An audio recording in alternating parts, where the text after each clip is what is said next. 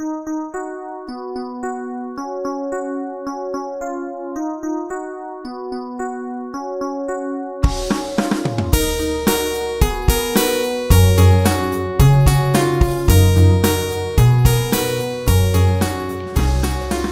bonjour, 5e cours de ce cours complet de doctrine catholique et formation spirituelle.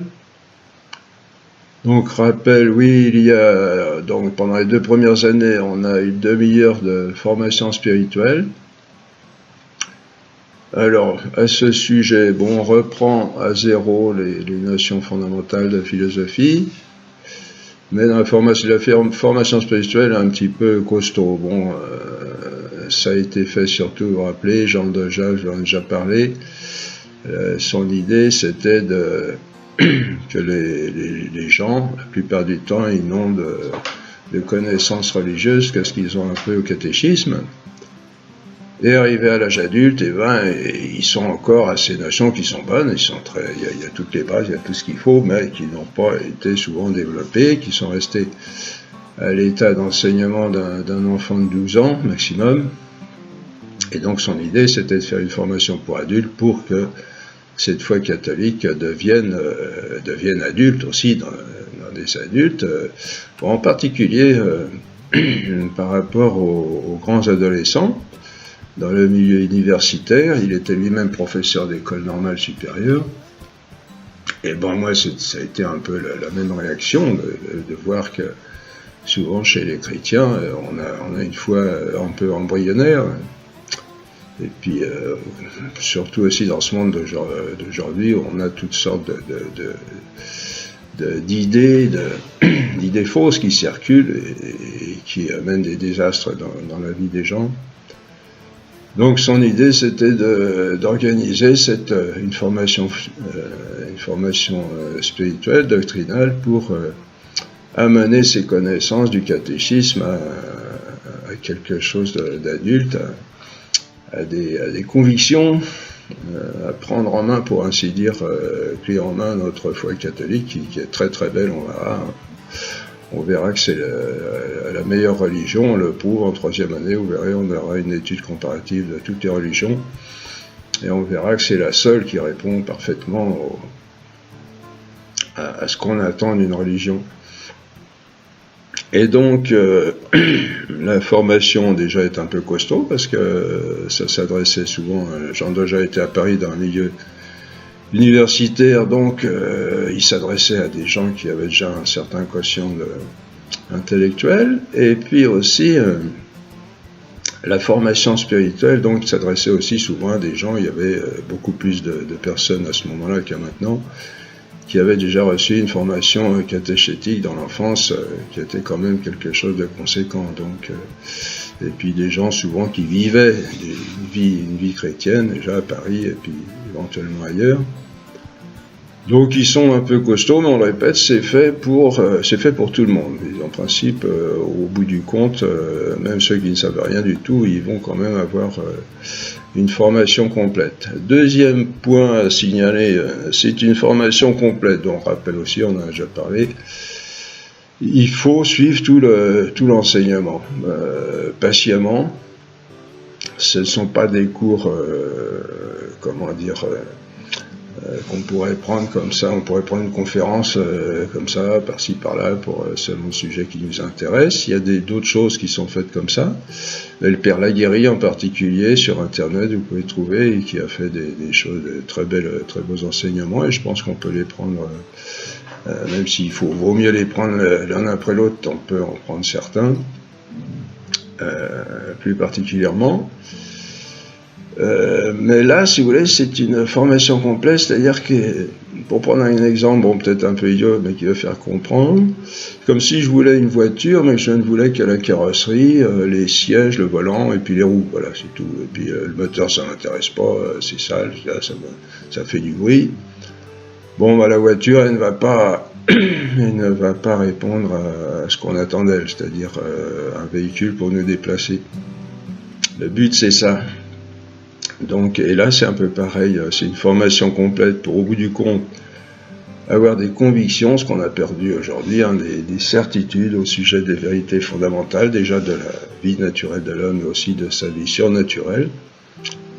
Et si on ne prend pas la totalité, la voiture ne va pas fonctionner. Il manquera l'essentiel, ou le moteur, ou l'essence, ou les bougies, ou les suspensions. Bon, les suspensions, c'est peut-être pas absolument nécessaire, mais quand on veut faire du chemin, c'est quand même utile. Même les vieilles diligences, elles en avaient, avec des suspensions à lame d'acier. Hein. Bon, c'était moins confortable qu'aujourd'hui, c'était des roues en bois et en fer, mais voilà. Alors, on continue. Qu'est-ce que je voulais dire? Ah oui, aussi, j'ai groupé les vidéos sur ma chaîne. Hein, si vous avez remarqué, j'ai fait chaque genre avec la même vidéo, la même vignette de présentation, pour que vous y retrouviez plus facilement. Et si vous voulez, quand vous arrivez, bon, pour vous donner une indication, j'ai rangé ça, j'ai trié ça en ce qu'on appelle des playlists. Donc vous cliquez YouTube, vous cliquez Daniel Bizet, hein, comme d'habitude, comme vous avez déjà fait. Daniel Bizet, je le fais en même temps comme ça. Bon, là vous avez Daniel Bizet, 29 vidéos, vous avez le petit logo vert là, Veritas Aletheia, ça veut dire vérité en latin et en grec. Là vous avez des petites vignettes qui s'appellent accueil, vidéo, playlist, chaîne, discussion à propos. Vous cliquez sur playlist. Pardon. Et là vous avez 3 genres de playlists. Vous avez les cours complets, vous avez les réflexions philosophiques et vous avez les chansons philosophiques. Donc si vous en voulez une, vous cliquez par exemple sur les chansons. Bon là c'est plutôt pour les cours. Mettons les chansons. Vous cliquez la première. En haut, vous avez 2 petits logos. Il y a playlist en mode aléatoire et playlist en boucle. Donc en boucle, ça veut dire que ça va vous les passer dans l'ordre. Et de façon aléatoire, bon vous le savez, c'est pour ceux qui ne savent pas. Hein. Et en mode aléatoire, ça va vous passer les choses un petit peu au hasard. Hein. Aléatoire, ça veut dire au hasard. Bon, pour les chansons, ça peut être intéressant si ça vous intéresse. Bon, sinon, évidemment, les cours complets, vous les prenez dans l'ordre, vous mettez la première, ensuite les autres arrivent dans l'ordre. Sinon, pour s'y retrouver, elles sont numérotées. Hein, si vous avez compris la façon de numéroter. Voilà. Alors, donc, 5e cours, sensibilité. Sensibilité au sens de connaissance sensible. On va étudier la connaissance, on va passer un bon moment pour étudier la connaissance parce qu'elle a été beaucoup remise en cause aujourd'hui par toutes ces dernières philosophies. On le verra, hein, qui ont voulu faire une critique de la connaissance et qui en fait ont tout démoli. Hein. C'est un peu en grande partie grâce à ça qu'on a perdu les certitudes aujourd'hui. Donc il faut retrouver ces certitudes. Tant qu'on n'a pas retrouvé ça, ben on n'arrivera à rien. Et sensibilité, oui, au sens de connaissance sensible, non pas au sens d'affectivité, de ma sensibilité, je ressens les choses comme ci ou comme ça. C'est au niveau de la pure connaissance. Alors, le cours, la formation spirituelle, s'intitule aujourd'hui le progrès de la vie chrétienne, hein, dans le cours sur la sensibilité. Alors, nous avons vu la dernière fois que l'essentiel de la vie chrétienne, c'est la charité, c'est-à-dire cet amour supérieur dont nous ne sommes pas capables par nous-mêmes, pour aimer Dieu autant qu'il est digne d'être aimé et autant qu'il nous a aimés. Hein, c'est un amour plus grand que celui qu'on a sur la terre. On s'imagine pas, hein, souvent on s'imagine la vie spirituelle comme quelque chose d'un peu secondaire.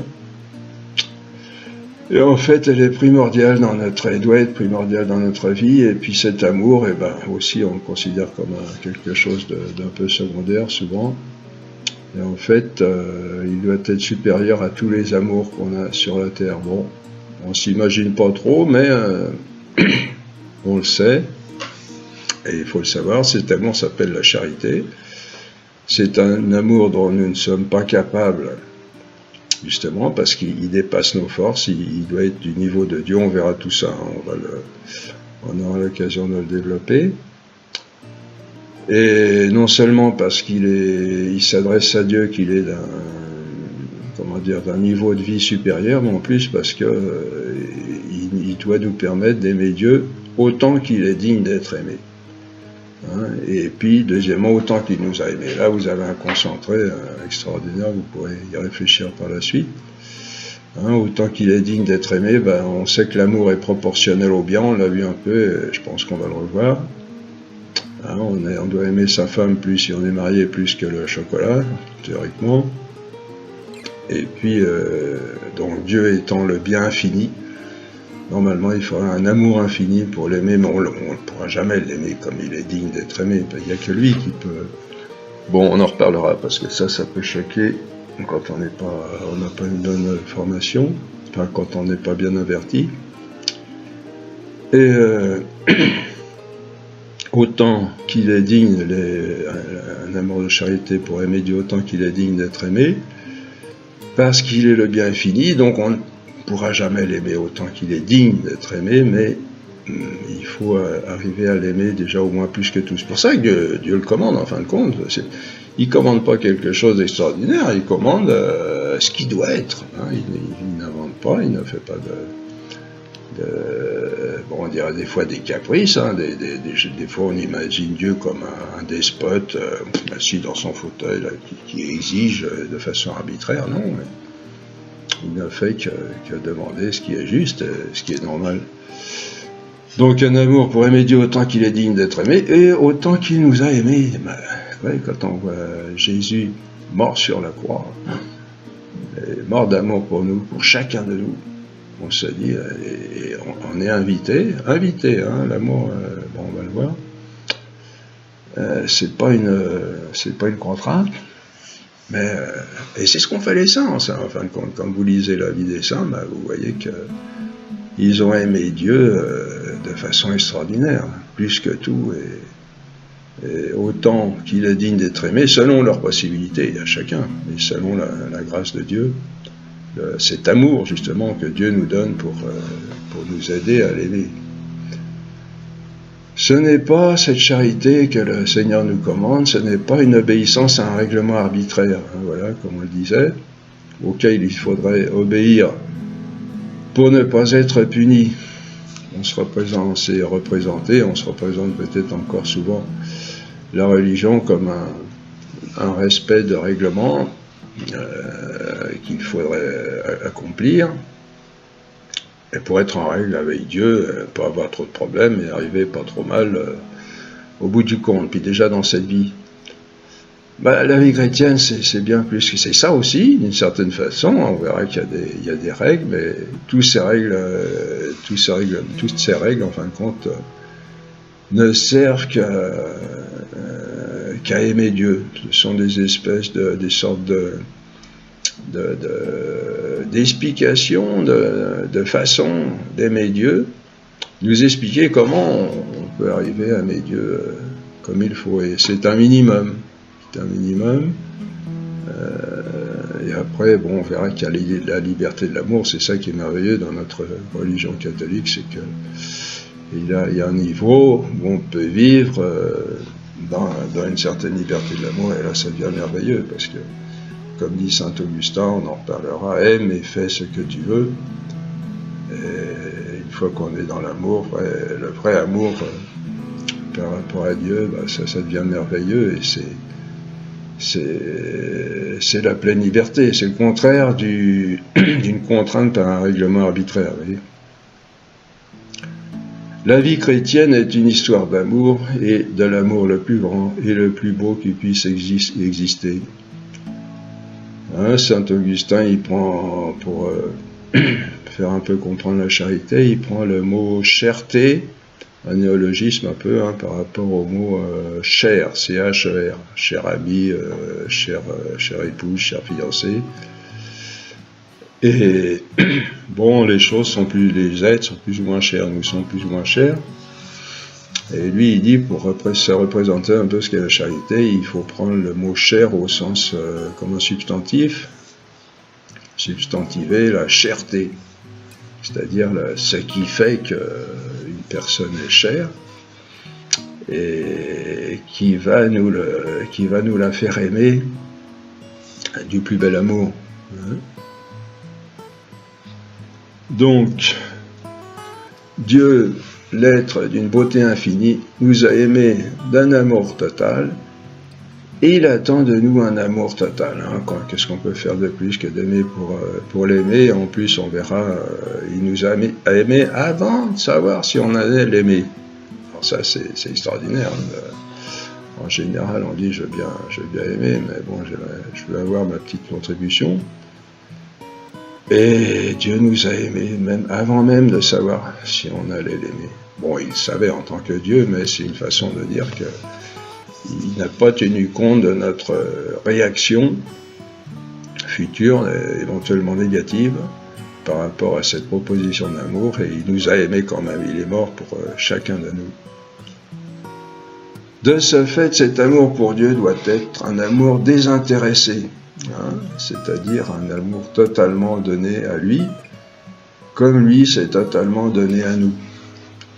Bon, c'est là qu'il faut retrouver l'oraison, on va en reparler, et c'est là qu'on contemple le Seigneur à l'aide de sa grâce, de ses lumières, pour comprendre de quel amour il nous a aimés et de quel amour nous-mêmes nous devons l'aimer en retour. Et c'est pourquoi cet amour est extrêmement difficile, parce qu'il exige un don total, et un don total à l'être le plus sublime qui puisse exister. Alors, on aime bien, oui, ça c'est difficile, c'est un don total. Bon, on va expliquer tout ça. On se dit don total, moi je tiens à mes billes, j'ai pas envie de donner un peu, oui, que ça m'apporte quelque chose dans ma vie, oui, mais m'engager comme ça, on verra, on le découvrira. Justement, ces cours sont faits pour nous aider à découvrir, redécouvrir qui est Dieu véritablement. C'est pas un à côté, c'est vraiment un être extraordinaire et qui en plus répond à tout ce qu'on attend de la vie, tout ce qu'on attend de plus beau. Et ça se comprend en ce sens, bon, tout simplement, tout bêtement, en quelques mots, mais après il faut découvrir toute la réalité que ça représente. C'est un don total à l'être le plus sublime qui puisse exister, et donc quand on a compris un peu ça, on se dit on n'a que ça à faire, quoi. On a tout à gagner, il n'y a rien à perdre, ou du moins ce qu'on a à perdre, c'est rien à côté de ce qu'on a à gagner. C'est la raison pour laquelle il faut le demander, cet amour. Il est au-dessus de nos forces, bien sûr. C'est un amour surhumain, un amour surnaturel, un amour divin. Par nous-mêmes, nous n'en sommes pas capables. Il faut le demander avec instance. Bon, vous vous rappelez aussi que c'est le premier commandement de Dieu. Tu aimeras le Seigneur ton Dieu de tout ton cœur, de toute ton âme. Bon, pour les chrétiens, c'est clair.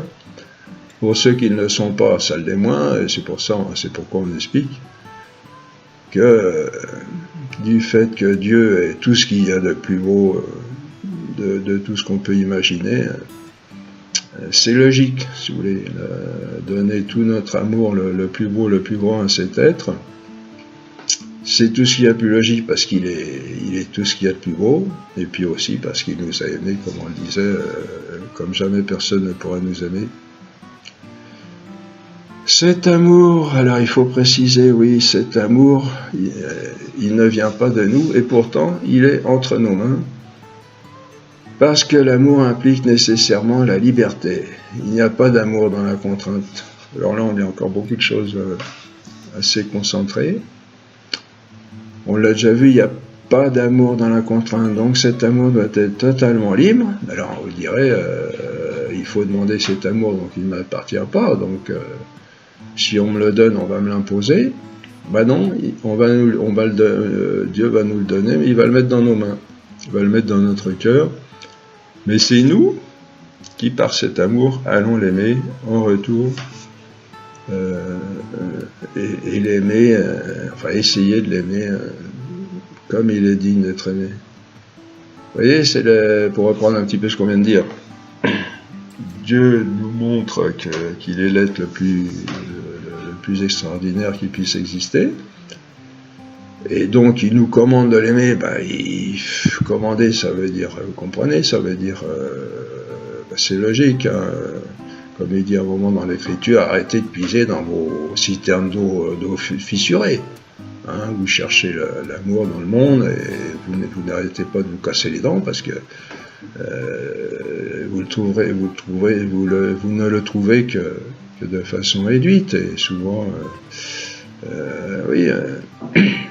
incomplète et incapable de répondre à toutes nos aspirations. Et donc quand Dieu nous commande de l'aimer, il dit ouvrez les yeux, rendez-vous compte que ce que vous trouvez sur la terre, ça vaut pas la peine souvent d'être vécu. Bon, il y a des belles choses, mais il faut les considérer comme elles sont et ne pas y mettre tout notre cœur. Et donc, il nous commande de l'aimer, mais comme il est un être extraordinaire et surnaturel, donc avec notre amour naturel, on est assez incapable de le faire. Donc, il nous donne l'amour qu'il faut pour le faire, mais ce n'est pas une imposition, ça va être quelque chose qui va mettre dans notre cœur pour décupler, si vous voulez, pour donner une image, décupler les possibilités de notre cœur pour l'aimer, arriver à l'aimer comme il est digne d'être aimé, comme il nous commande de l'aimer, et comme il est juste de l'aimer en retour de l'amour qu'il nous a montré en mourant sur la croix pour nous.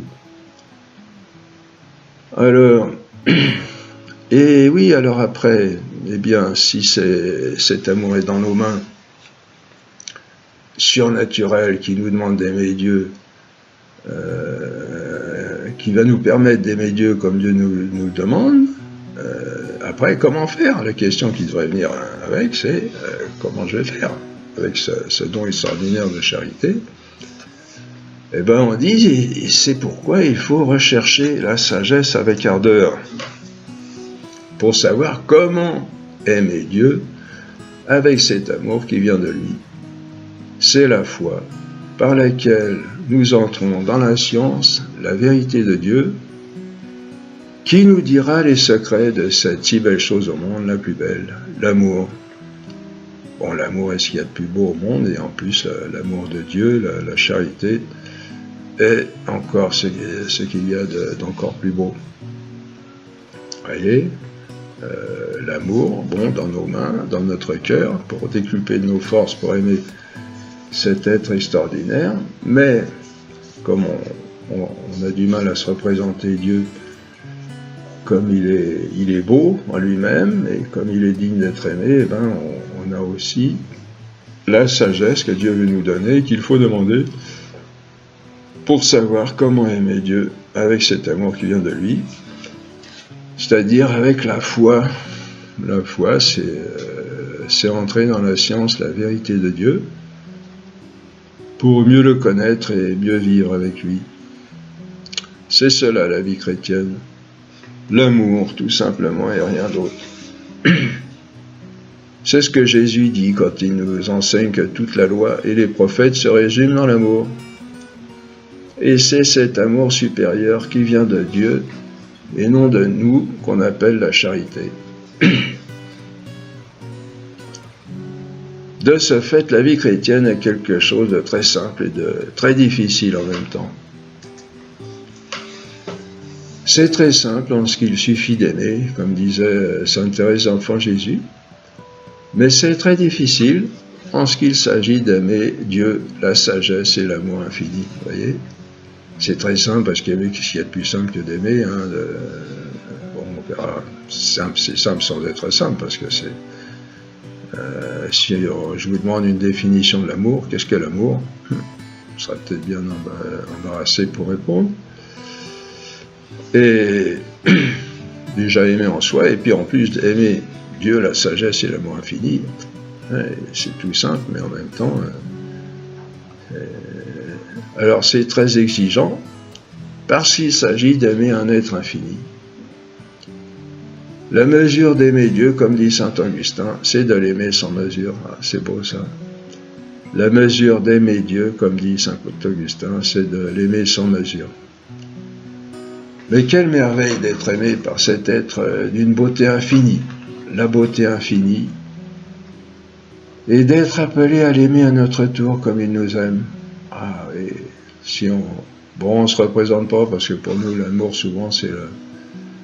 Je sais même pas si ça existe encore aujourd'hui, tellement on a tout galvaudé, mais c'est la plus belle femme du monde, hein, qui aura toutes les qualités. Et bon, après, au-delà, on se dit, oh, oui, Dieu, un être, déjà, il n'a pas de corps. C'est un esprit, et bon, on confond très mal souvent. Alors justement, c'est là qu'on a besoin de la foi, de la sagesse de Dieu, pour découvrir qui il est, et l'aimer en fonction de ce qu'il est. On l'a vu, on pourra se représenter les plus belles choses sur la terre, en rêver même encore de plus grandes et de plus belles, multiplier ses rêves à l'infini, on sera loin encore de ce qu'est Dieu. Parce qu'aucune intelligence créée ne pourra jamais se représenter entièrement cet être d'une beauté et d'une grandeur de perfection infinie. Vous voyez, ça c'est une façon de nous représenter Dieu un peu, de cette beauté. On peut rêver les plus belles choses, les plus grandes, multiplier ses rêves à l'infini, par imagination, par n'importe quel procédé. On sera encore loin de ce qu'est Dieu en lui-même, parce qu'aucune intelligence créée ne peut se représenter quel est cet être. C'est pourquoi la première chose à faire, comme on l'a remarqué, c'est de chercher à connaître cet être extraordinaire, pour enflammer notre cœur d'amour pour lui. Nous verrons que c'est un don de lui, d'aller directement à lui par la connaissance et par l'amour. Mais ce don ne serait rien sans l'accord de notre liberté et notre labeur, qui est notre route vers lui. Vous voyez, d'un côté, on répète, Dieu nous propose, on peut dire nous commande, mais nous propose de l'aimer, il nous commande dans le sens où si on ne le fait pas, bon, on verra, on peut peut-être pas tout mélanger maintenant. Il nous propose de l'aimer, on est incapable de le faire parce qu'il dépasse infiniment tout ce qu'on peut se représenter sur la Terre.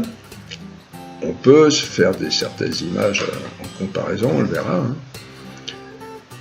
Et donc il nous faut un amour et une sagesse supérieure pour parvenir à lui, à sa connaissance et à son amour, mais qu'il veut nous donner. Et c'est avec cet amour et cette connaissance que nous allons aller vers lui et l'aimer, essayer de l'aimer le mieux qu'on pourra. Et tout ça toujours dans la liberté. La liberté demeure tout le temps. Et ça qui est merveilleux, c'est que même avec tous ces dons extraordinaires que Dieu va nous faire, on restera toujours libre de l'aimer, bon déjà de l'aimer si on décide de l'aimer, et puis aussi de la mesure avec laquelle on va l'aimer.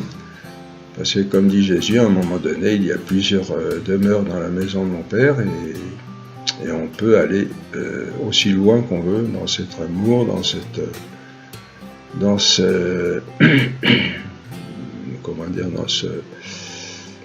cette hauteur du paradis, du monde futur. On peut aller aussi loin qu'on veut.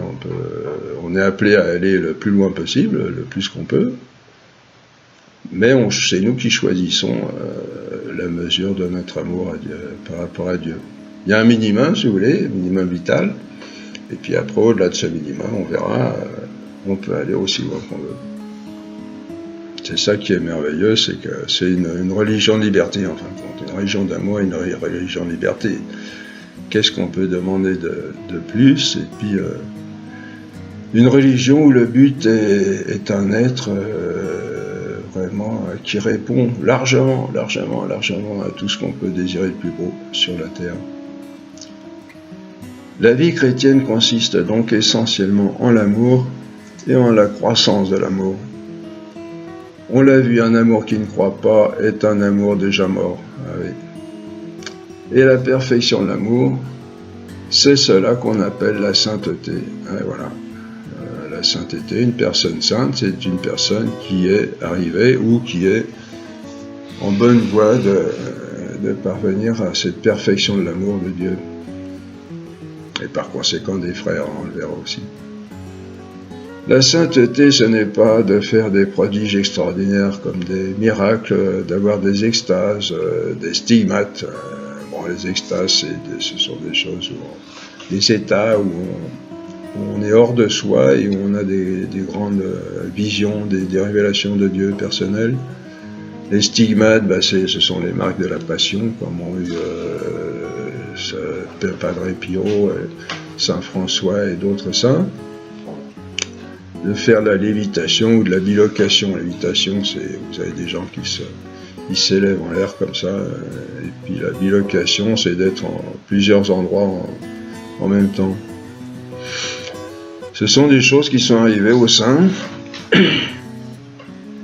Alors ça peut nous arriver, mais la sainteté, c'est surtout la perfection de l'amour surnaturel qui vient de Dieu et qu'on appelle la charité. C'est-à-dire que même si on a ces choses-là, c'est pas ça qui va mesurer notre degré de sainteté, si vous voulez. Le degré de sainteté, si on peut dire, bon, on peut jamais le mesurer, mais c'est cet amour-là, l'amour de charité qui le donne.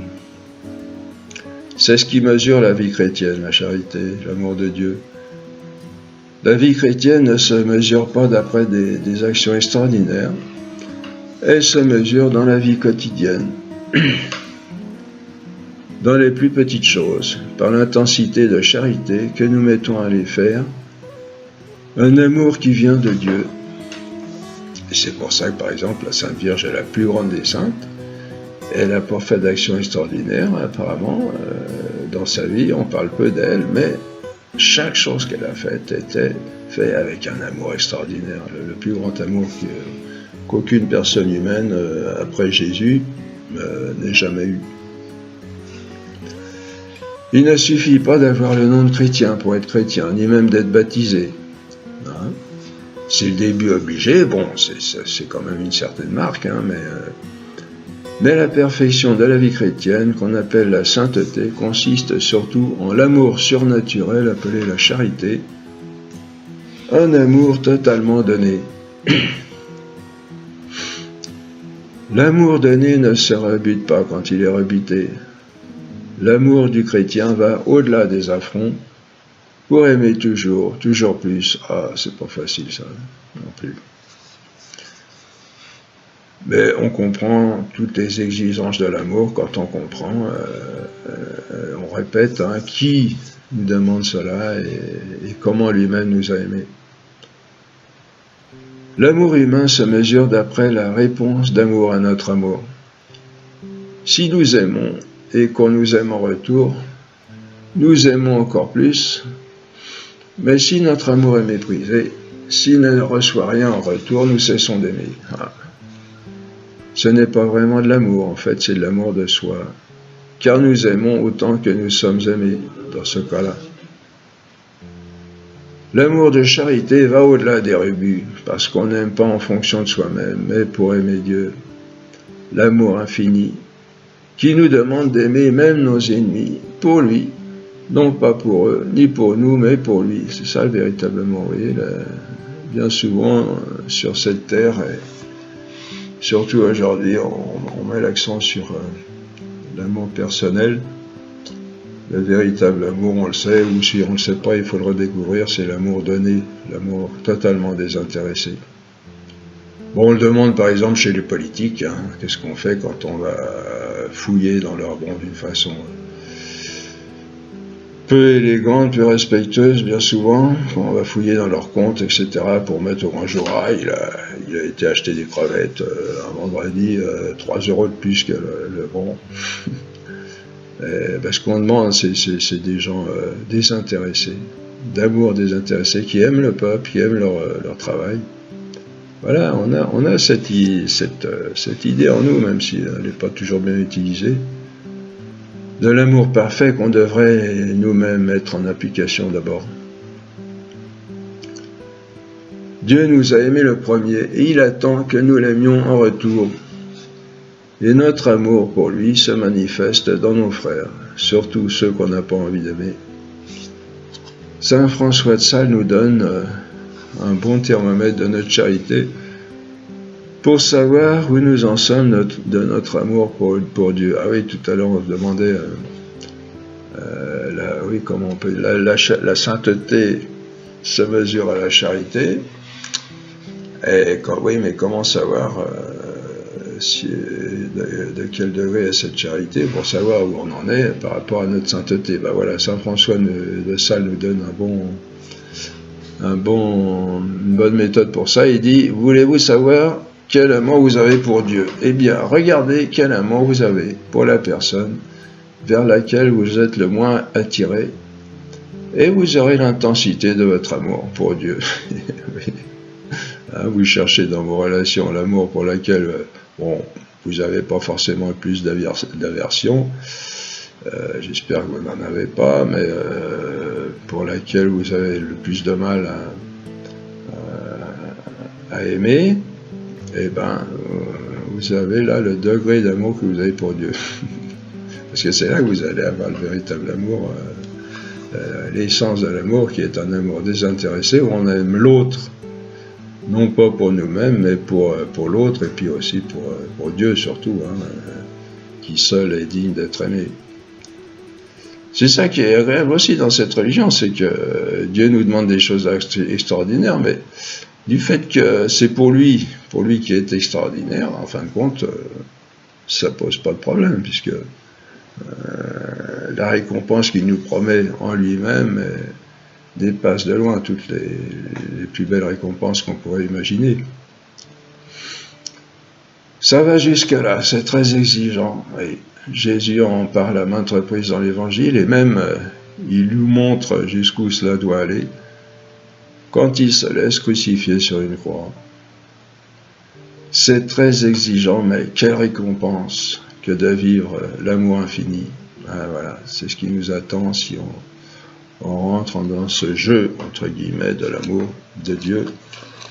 C'est qu'on rentre dans l'amour infini de Dieu. C'est cela la sainteté, c'est la perfection de la charité. Voilà. Un amour qui vient de Dieu et qu'il faut demander, qui doit croître sans cesse et qui le peut parce qu'il vient de Dieu. La vie chrétienne est quelque chose de très simple et en même temps de très exigeant. C'est quelque chose qui peut se vivre à travers les événements les plus quotidiens, les plus ordinaires de notre vie.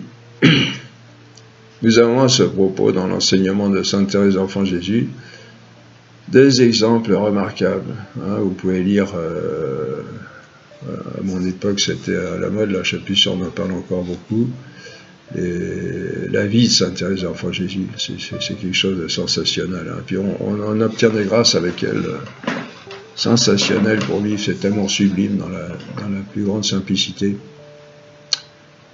On peut en citer ces exemples remarquables avec Sainte Thérèse d'Enfant Jésus. Elle était carmélite, si vous ne savez pas. Elle est rentrée très jeune, elle voulait rentrer, elle voulait se donner à Jésus, donc elle a été voir le pape pour pouvoir entrer au Carmel avant l'âge requis. Elle est rentrée à 16 ans, je crois, et elle est morte à 25 ans dans ce Carmel, après une vie extraordinaire d'amour et de sacrifice. À son époque, on lavait le linge au lavoir. Un jour, une religieuse éclabousse Sainte Thérèse d'Ausale. Une réaction primaire aurait été de se plaindre, de dire « Arrêtez de m'éclabousser ». Elle répondit par un sourire et continua. Sainte Thérèse ne cessait par ailleurs de prodiguer à cette religieuse désagréable des marques d'affection. Au point pour cette religieuse de déclarer avec assurance aux autres sœurs que Sainte Thérèse avait un faible pour elle. Ça, faut le faire, hein. Une personne que vous avez dans le nez, comme on dit, et vous l'aimez, non pas pour elle, mais pour Dieu, pour un amour désintéressé, par la charité, justement. Et au point que la personne croit que vous avez un faible pour elle, que vous l'aimez d'une façon tout à fait particulière. Il faut le faire. C'est pas de la comédie, hein, il faut que ça soit vécu. Ouais. Un véritable amour, c'est un vrai amour en fait. On peut se trouver dans une situation semblable. Un jour de pluie, par exemple, une voiture passe dans une flaque d'eau et vous éclabousse. Quelle serait notre réaction? Protester, injurier même, peut-être l'automobiliste, surtout si on allait à une noce vêtu de notre plus beau costume ou de notre plus belle robe.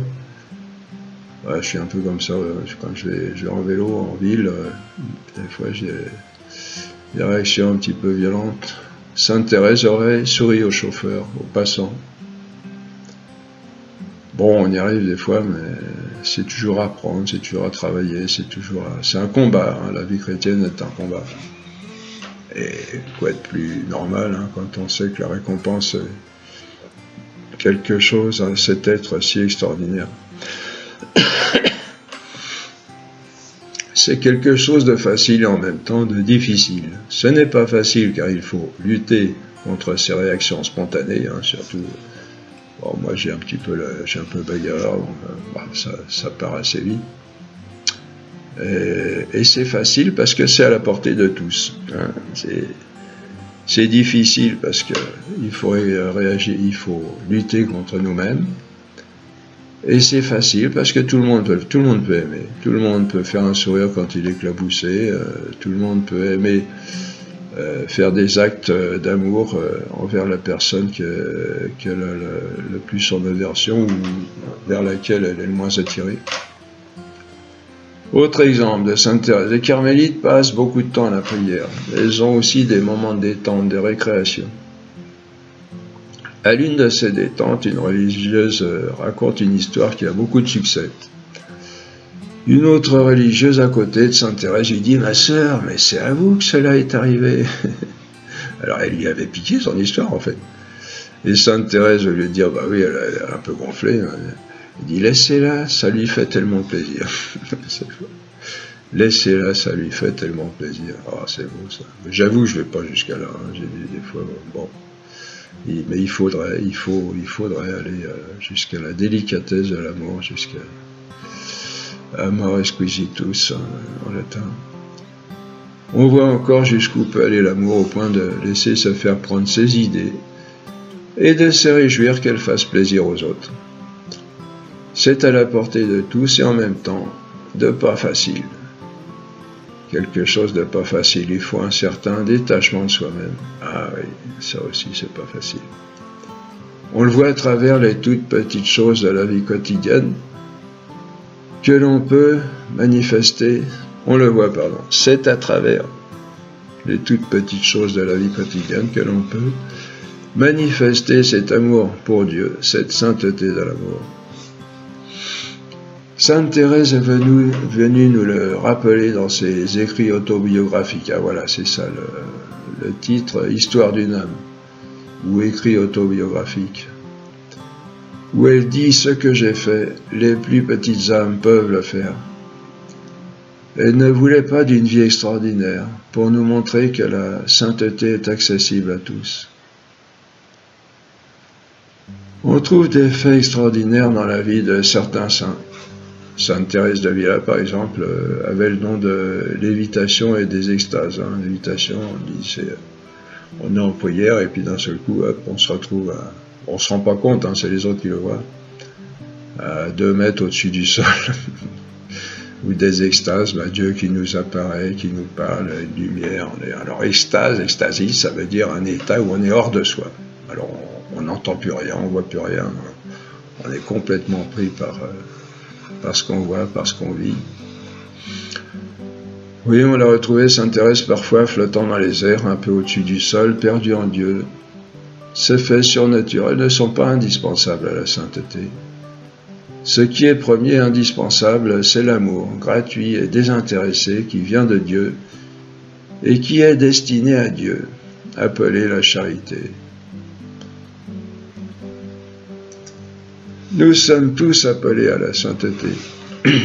Et cela est tout à fait possible, parce que cette sainteté consiste en cet amour accessible à tous, qui ne vient pas de nous, mais qu'on peut tous obtenir comme chrétiens. Et non seulement il est possible à tous, mais encore obligatoire.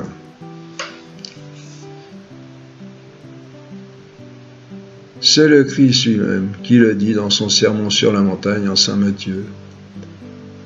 Parfois il s'adresse à quelques personnes en particulier, mais quand il dit « Soyez parfaits comme votre Père Céleste est parfait », en Matthieu 5, 48, Matthieu 5, 48, il le dit devant les plus grandes foules. Et l'on voit par là comment il place la barre non seulement très haut, mais encore le plus haut. Et il ne donne pas un conseil à quelques proches, il donne un ordre à tous. C'est un impératif qu'il parle. Il ne dit pas vous pouvez être parfait si vous voulez. Il dit soyez parfait, comme votre Père Céleste est parfait. Voilà. Bon, perfection évidemment, vous comprenez du point de vue relatif, c'est-à-dire chacun à sa mesure. Comme Dieu est parfait en lui-même, en tant que Dieu, nous devons être parfaits en nous-mêmes en tant que créatures appelées à devenir enfants de Dieu. Pie XI, quand il a canonisé Sainte Thérèse d'Enfant Jésus en 1925, a rappelé que nous sommes tous appelés à la sainteté. Et pour qu'il n'y ait pas d'ambiguïté, il a dit « dans le monde comme dans le cloître », c'est-à-dire les laïcs comme les religieux. Le cloître, si vous savez, c'est une espèce de petite cour, enfin un petit chemin à l'abri, à l'intérieur du monastère où on peut déambuler, prier, méditer, prendre l'air et se dérouiller les jambes dans un monastère. Hein? Dans le monde comme dans le cloître, c'est-à-dire les laïcs comme les religieux, les gens mariés comme les prêtres. En fait, quel que soit notre état de vie, la sainteté doit être le but de notre vie. Pardon, je sors de la rhume, j'ai un petit peu la gorge un peu encore un peu prise. Le deuxième concile de Vatican nous le rappelle dans Lumen Gentium, numéro 40, quatrièmement. Je cite, « Maître divin et modèle de toute perfection, le Seigneur Jésus a enseigné à tous et chacun de ses disciples, quelles que soient leurs conditions, cette sainteté de vie dont il est à la fois l'initiateur, c'est-à-dire celui qui a commencé, et le consommateur, c'est-à-dire celui qui l'a porté à sa perfection. Vous donc soyez parfaits comme votre Père Céleste est parfait, Matthieu 5, 48, je rappelle. Dans un autre endroit, au numéro 39 du Concile Vatican, Lumen Gentium, numéro 39, quatrième partie. Aussi, dans l'Église, tous, qu'ils appartiennent à la hiérarchie ou qu'ils soient régis par elle, sont appelés à la sainteté, selon la parole de l'apôtre. Oui, ce que Dieu veut, c'est votre sanctification. 1er Thessaloniciens 4, chapitre 4, verset 3. Et on peut prendre aussi cette référence des Éphésiens, Saint Paul aux Éphésiens, chapitre 1, verset 4. Alors vous voyez, aussi, entre parenthèses, quand il dit oui, l'Église, les curés, les évêques, le pape, vous voyez, tout le monde est appelé à la sainteté.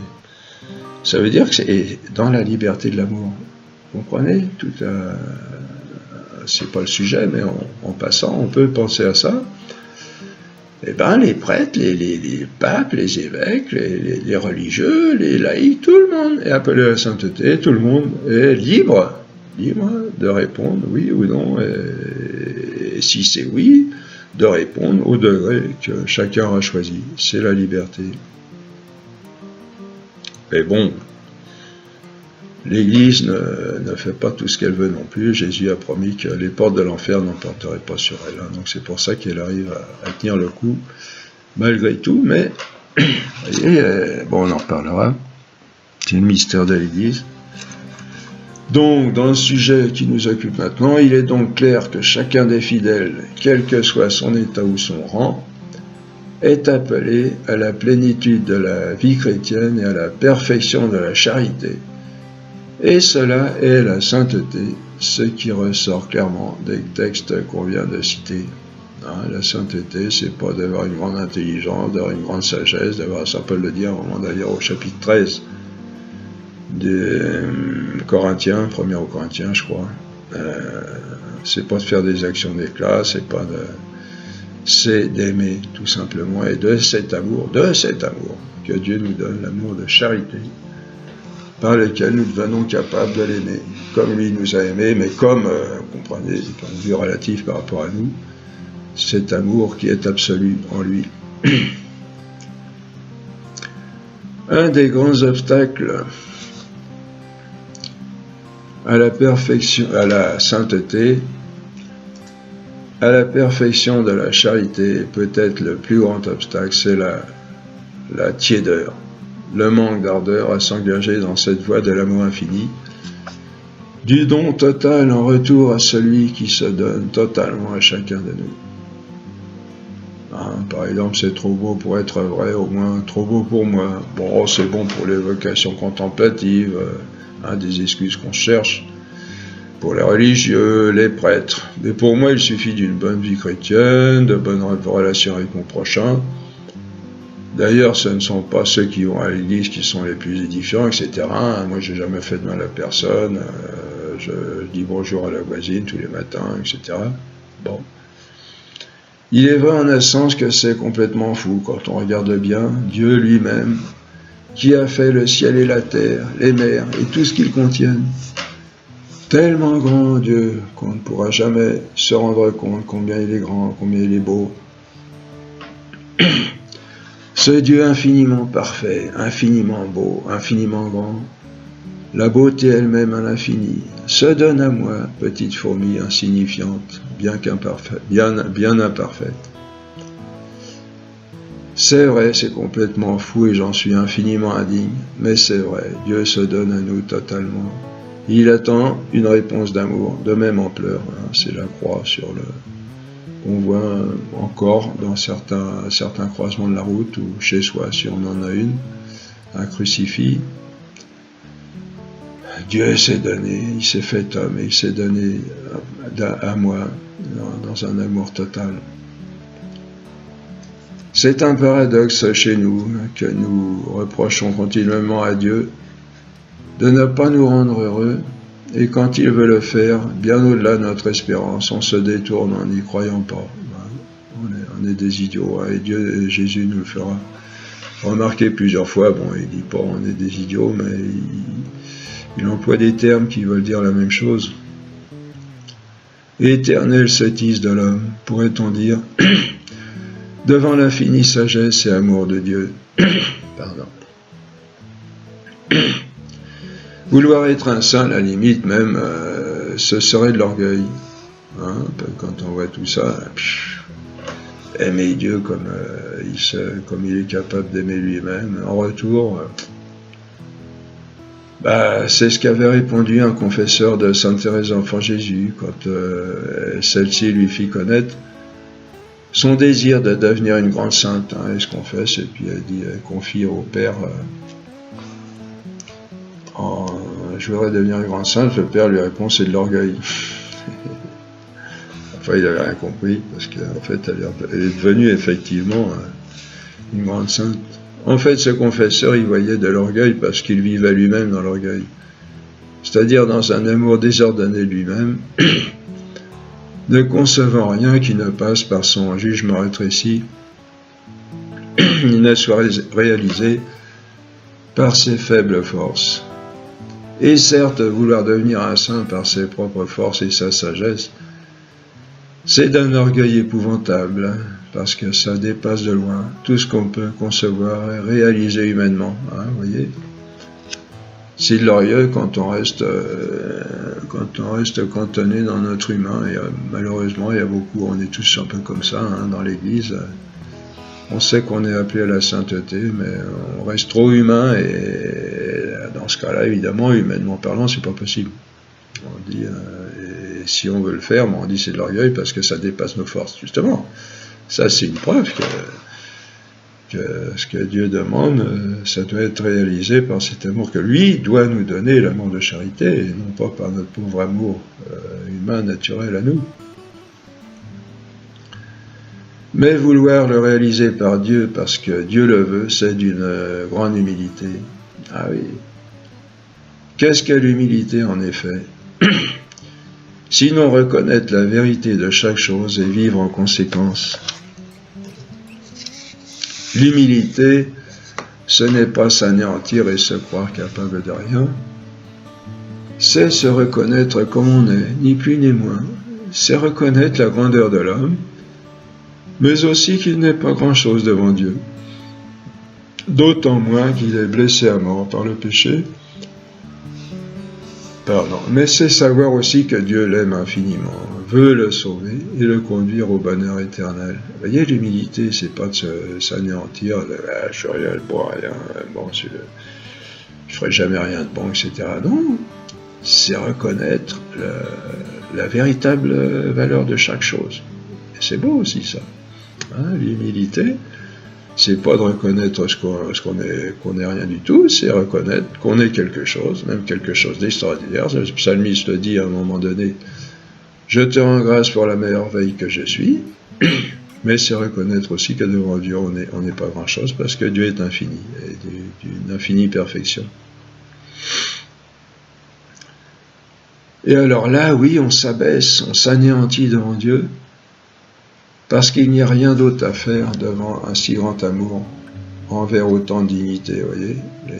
C'est ça aussi qui a frappé les saints, souvent, pour ne pas dire la plupart du temps, c'est que c'est cette immensité de l'amour de Dieu envers une créature qui en est complètement indigne. Et quand on arrive là, quand vous arriverez là, vous pourrez vous dire, je suis en bonne voie de sainteté. S'anéantir de Dieu, se rendre compte de cette grandeur, de la beauté de Dieu, de l'amour de Dieu pour nous qui sommes complètement indignes de cet amour. Hein, reconnaître qu'on est quelque chose d'extraordinaire, une créature formidable, mais que par notre péché, on s'est rendu vraiment quelque chose d'abominable. Hein, et s'anéantir devant, tomber à la renverse et fondre en larmes et dire « Oh Seigneur, que tu es grand, que tu es beau ». Et on se jette dans cet amour pour que Dieu, oui, réalise effectivement ses grands desseins d'amour sur nous. C'est cela l'humilité, non un bête anéantissement de soi-même, hein, comme on le dit, mais une reconnaissance de son néant devant la grandeur de l'amour de Dieu, envers notre indignité, pour nous jeter dans cet amour et le laisser réaliser en nous ses plus grandes merveilles. Voyez ? La véritable humilité, en fin de compte, c'est quelque chose d'extraordinaire, c'est pas du tout une abnégation de soi-même, c'est une reconnaissance au contraire de soi-même devant cette immensité de l'amour de Dieu.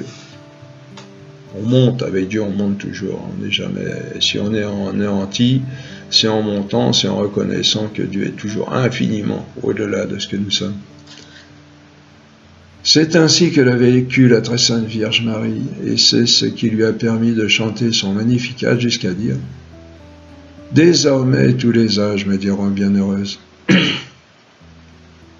Qui parmi nous oserait dire une chose pareille, hein? Désormais tous les âges me diront bienheureuse. Et on dit c'est la plus âme, hein, la Sainte Vierge, elle est, comme dirait l'autre, elle est imbattable en humilité, mais oui, on dit ça en plaisantant, mais c'est vrai. Hein, qui pourrait dire tous les âges me diront bienheureuse maintenant, hein, ça pourrait paraître d'un orgueil épouvantable, et pourtant, c'est la véritable humilité qui se reconnaît comme rien devant Dieu, comme elle le dit. Il s'est penché sur l'humilité de sa servante. Elle ne se reconnaît pas grand-chose devant Dieu, mais en fait, c'est la véritable ouverture du cœur dont on a parlé. Un cœur vide de soi et totalement ouvert à la sagesse de Dieu et à son amour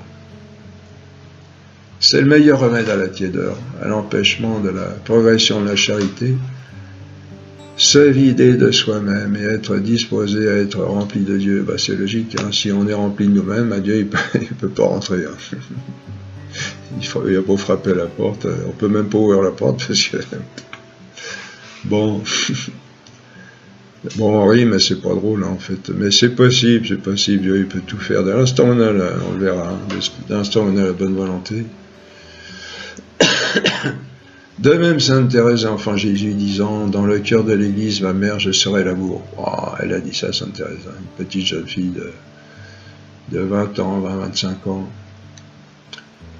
Elle pourrait sembler remplie, cette parole remplie d'orgueil, et pourtant, quelle humilité en réalité, parce qu'elle ne se fiait pas à elle-même, mais à Dieu, qui voulait la combler, réaliser cela en elle et par elle. D'elle-même, elle disait, « Je ne suis qu'une enfant impuissante et faible, mais c'est ma faiblesse même qui me donne l'audace de m'offrir. » Ah, c'est beau ça. Hein, je ne suis qu'une enfant impuissante et faible, mais c'est ma faiblesse même qui me donne l'audace de m'offrir. Voilà.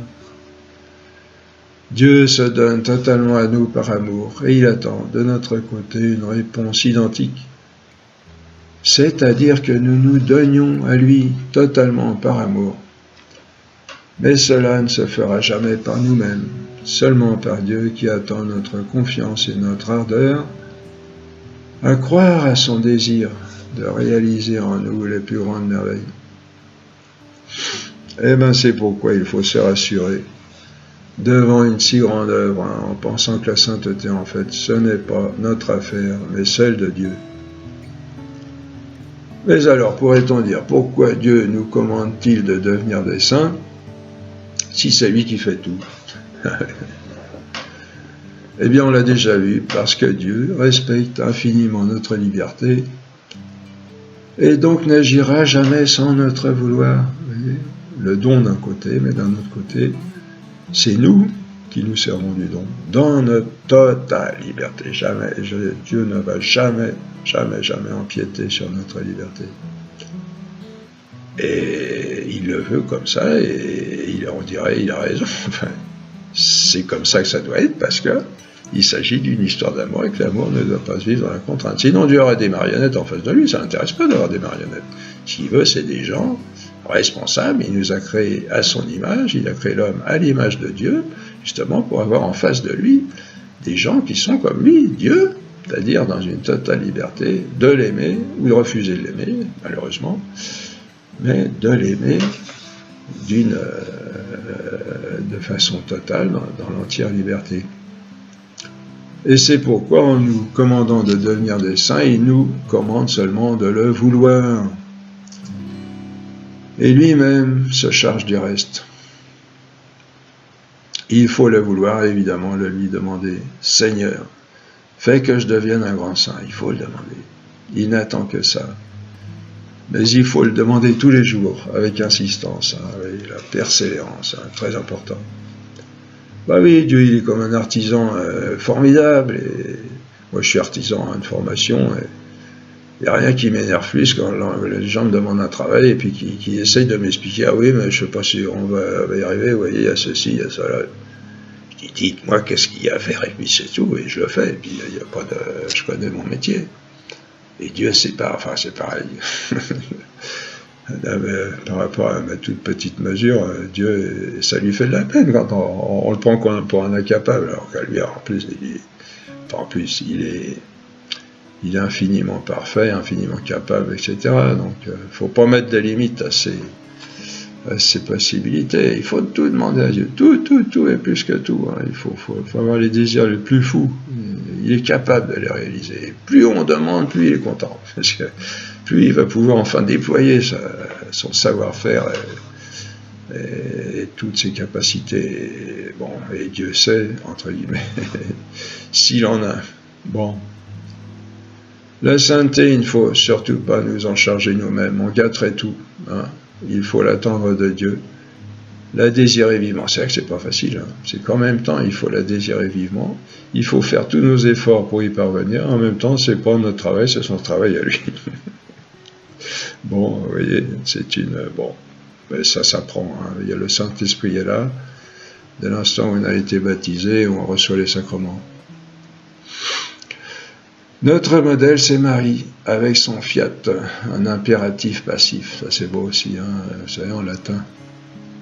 Fiat, ça veut dire « qu'il me soit fait », selon sa parole. « Qu'il me soit fait », c'est-à-dire que c'est... Vous voyez, pour montrer en un seul petit mot latin, la fiat, « qu'il me soit fait », selon ta parole, selon sa parole. Hein, c'est-à-dire... C'est lui qui fait, qu'il fasse, c'est lui qui fait, mais c'est moi qui commande, qu'il me soit fait. Et impératif, passif. Il y a tout le sucre, tout le noyau de la sainteté, là, et des plus grandes merveilles en nous. Nous devons tout attendre de Dieu dans la vie spirituelle, tout vient de lui. Il est la source de la sainteté, le rédempteur. Un rédempteur, ça veut dire celui qui rachète, qui redonne de la valeur à ce qui était perdu.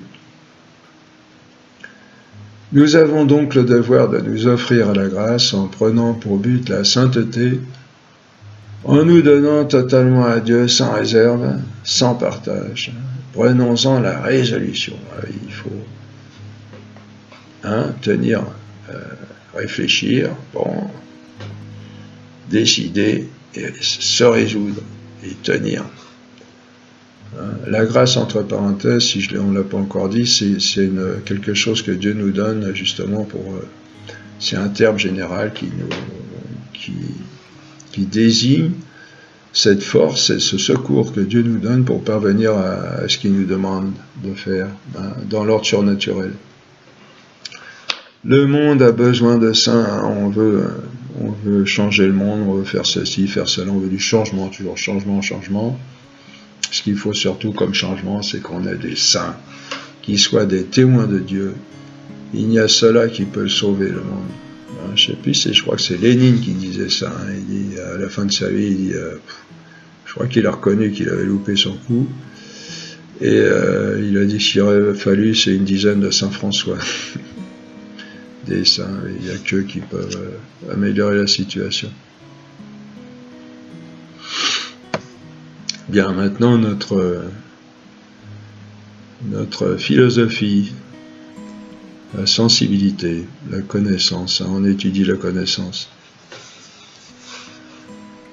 On l'a vu dans le premier cours, ce que l'homme cherche, c'est le bonheur, et il ne sait pas vraiment où il est. Et donc le premier problème à régler est un problème de connaissance. On a donné 6 bonnes raisons. On se rappelle, on cherche le bonheur tous, c'est bien connu. Et on ne sait pas vraiment où il est, personne n'a encore vraiment trouvé. Et donc le premier problème, c'est un problème de connaissance. On ne sait pas où est le bonheur, donc connaissance. On a donné 6 bonnes raisons pour montrer toute l'importance de la connaissance dans la vie de l'homme. L'importance de la vérité, en fait. Puisque la vérité, c'est la connaissance correcte. Alors, 6 bonnes raisons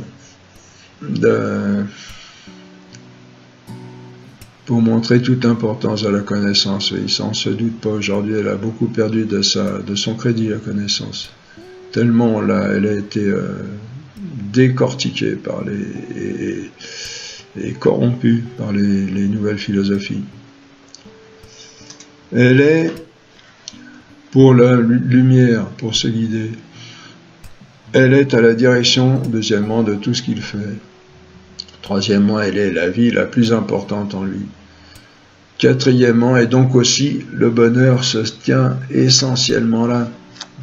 C'est le niveau de vie le plus important. La liberté, cinquièmement, en dépend essentiellement. La liberté chérie, ce qu'on désire beaucoup, pourquoi on s'est battu, pourquoi on est mort souvent. Sixièmement, de même, l'amour dépend essentiellement de la connaissance, car on ne peut aimer que ce qu'on connaît. Et l'amour grandit en fonction de la connaissance. On en reparlera. On en a déjà parlé. D'où toute l'importance de la connaissance. Et c'est pourquoi nous allons avoir maintenant 5 cours sur la connaissance, du cours 5, celui-ci, jusqu'au cours 9, 9e cours. Donc ça pourrait paraître un peu fastidieux, mais il faut y revenir parce que c'est extrêmement important, vous voyez. Alors si vous voulez revoir ces raisons-là de façon plus développée, vous savez qu'on les a données à un des cours précédents. C'était je ne sais plus lequel que c'était d'ailleurs, le premier cours, la première année. Mais si la connaissance est importante, elle n'est pas première. Car sans la réalité à connaître, la connaissance ne pourrait pas être. Et c'est pourquoi les 2 premiers cours, après l'introduction et le panorama, étaient des cours sur l'être, c'est-à-dire sur la réalité, en fait, l'objet de la métaphysique. On a vu que l'être est la réponse à la question éternelle de l'homme, en laquelle se résument toutes ces autres questions. Qu'est-ce que c'est, hein? Et la réponse au qu'est-ce que c'est l'être. Et l'être exprimé par la définition qui nous donne l'essence de la chose, sa nature, chose au sens de réalité, hein, qui correspond au latin res. Hein. Souvent, je vais vous parler je vous en ai déjà parlé d'ailleurs, j'emploie le mot chose. C'est les 3/4 du temps, c'est au sens du res latin, c'est-à-dire la réalité. Bon, je fais des rappels là, hein, c'est pourquoi je vais un peu vite. On a vu que l'être se compose pour ainsi dire d'essence et d'existence. Hein. On a vu, bon, vous vous rappelez, hein, l'existence, c'est ce qui fait qu'une personne existe, hein, et l'essence, c'est ce qui fait qu'une... attendez, j'ai dit personne, j'ai dit... l'existence, c'est ce qui fait qu'un être existe. Et l'essence, c'est ce qui fait qu'il est ce qu'il est. Hein. C'est ce qui fait qu'un cheval est cheval, c'est ce qui fait qu'un homme est homme, qu'une rose est rose et qu'un événement est événement. On a vu aussi une division de l'être en substance et accident. La substance, c'est ce qui existe par soi, et l'accident, ce qui existe toujours par autre chose, comme la couleur des cheveux. On a fait connaissance ensuite avec ces notions extrêmement profondes que sont l'acte et la puissance. La toute première division de l'être, qui nous ont permis de comprendre la raison de diversité des êtres et ces réalités très importantes que sont la matière et la forme. On a fait connaissance aussi avec les 4 causes très importantes pour bien connaître un sujet, parce que les 4 causes sont tout ce qui contribue à l'existence d'une chose. Et donc, quand on les connaît, on connaît forcément la chose à fond, sous toutes ses coutures.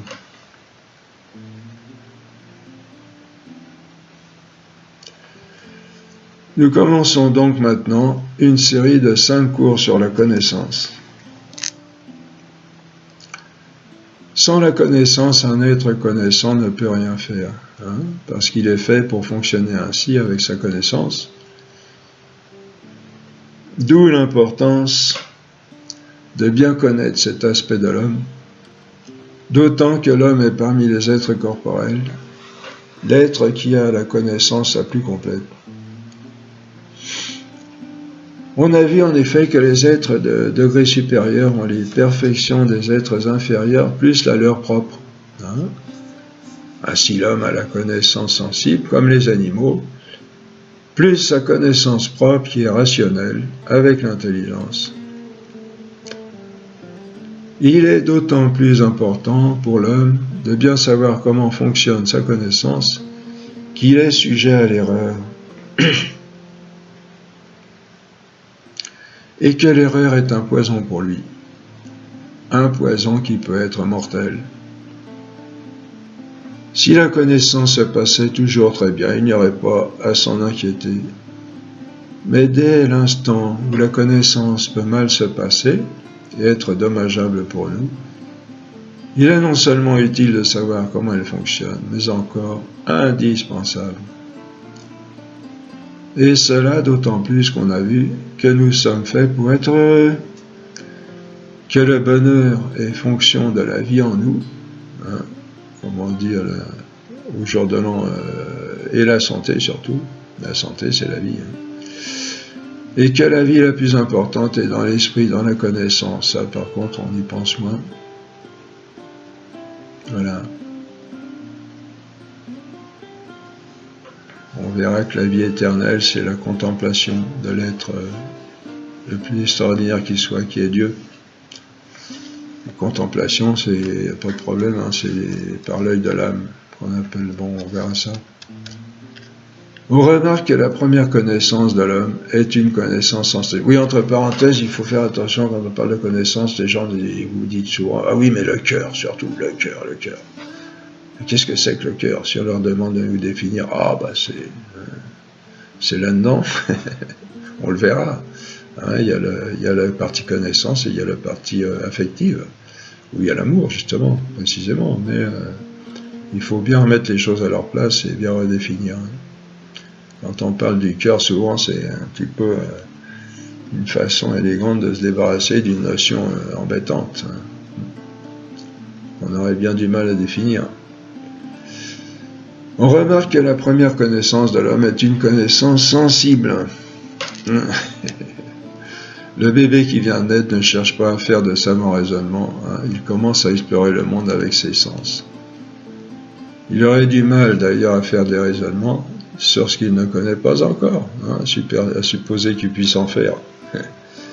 Il faut d'abord qu'il découvre le monde tel qu'il lui apparaît, et ensuite, après quelques années, il va commencer à chercher à savoir ce qu'il est, à se poser sa question de toujours, l'homme. Qu'est-ce que c'est, hein, papa, qu'est-ce que c'est ci, qu'est-ce que c'est ça? Toute notre connaissance commence par la connaissance sensible, hein, c'est-à-dire avec nos 5 sens. Nos sens, bon, ce sont quelque chose de bien connu, on les redéfinit. Tels sont la vue, l'ouïe, le toucher, l'odorat et le goût. La connaissance sensible est une connaissance distincte de notre connaissance intellectuelle, par laquelle connaissance intellectuelle nous tenons le rang le plus élevé parmi les êtres de ce monde, comme on le disait. Par la connaissance sensible, nous sommes semblables aux animaux. Les plus perfectionnés des animaux comme le cheval ou le renard ont les 5 sens comme nous. D'autres en ont moins, comme l'huître qui n'a que le toucher.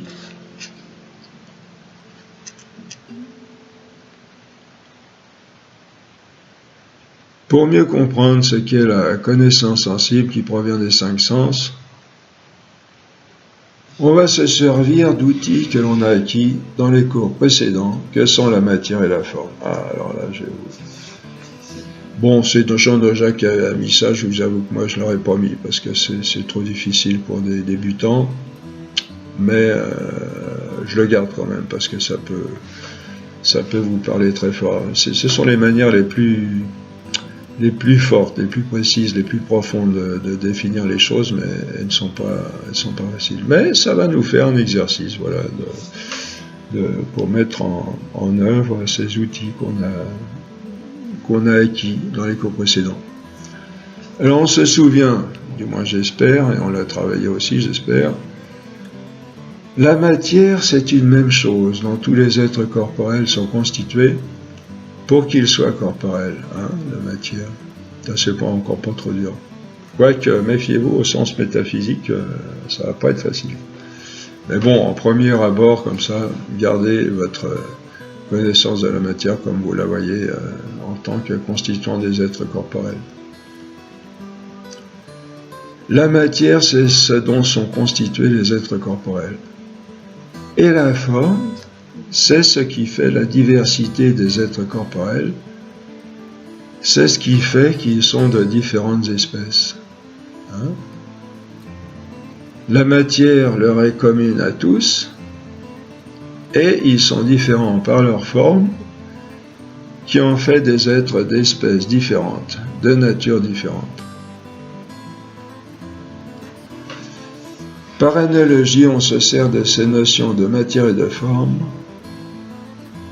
pour expliquer bien d'autres choses qui ne sont pas forcément corporelles.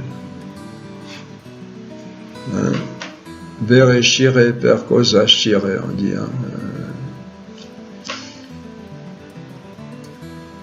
C'est-à-dire que c'est avec les causes qu'on connaît véritablement les choses.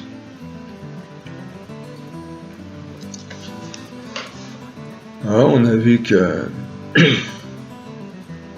la forme, c'est ce qui fait que les différents êtres corporels sont de différentes espèces. Alors, ces notions de matière de forme, on peut s'en servir non seulement pour les êtres corporels, mais aussi pour d'autres choses qui ne sont pas forcément corporelles. On peut par exemple s'en servir pour expliquer les diverses sortes de connaissances, en distinguant dans toute connaissance comme une matière de la connaissance, et dans cette matière, diverses formes de connaissances. Vous voyez? Bon, c'est pas trop dur quand même. Diverses sortes de connaissances, et cela selon les facultés que nous avons pour la saisir. Vous voyez? Hein? Une faculté. C'est un certain pouvoir que nous avons, et une faculté de connaissance, c'est un certain pouvoir de connaître. Bon. Nos facultés de connaissance, on les connaît bien. Ce sont les 5 sens, comme on vient de le dire, plus l'intelligence, soit 6 facultés de connaissance, 6 instruments pour saisir la réalité. La matière générale de toute connaissance, ce qui sert à former notre connaissance, c'est la réalité. Vous voyez, hein, matière générale. Et on saisit divers aspects de cette réalité, des aspects spécifiquement différents, par nos diverses facultés, comme par exemple, le sens de la vue saisit les couleurs, et l'intelligence saisit l'être, les sens, hein, dans la même réalité. On voit ainsi comment il faut distinguer en chaque faculté son objet matériel et son objet formel. Bon, c'est là que ça se corse un peu, mais bon, vous allez voir, ça va s'éclaircir un peu. Alors on précise aussi, un objet en philosophie, c'est en gros ce qui est placé devant. En latin, objectum, objectum, lancé, placé devant, placé devant, ob, et objectum, placé devant. Dans la connaissance, c'est ce qu'une faculté de connaissance saisit, hein, l'objet. Il faut bien distinguer parce qu'aujourd'hui on est pas mal, un peu trop beaucoup dans le subjectif et on ne sait plus faire cette distinction entre ce qu'on connaît et la chose qu'on connaît qui est en elle-même, qui est placée devant nous. On va en parler. Voilà, c'est la fin de cette première partie. Merci de votre attention et à bientôt.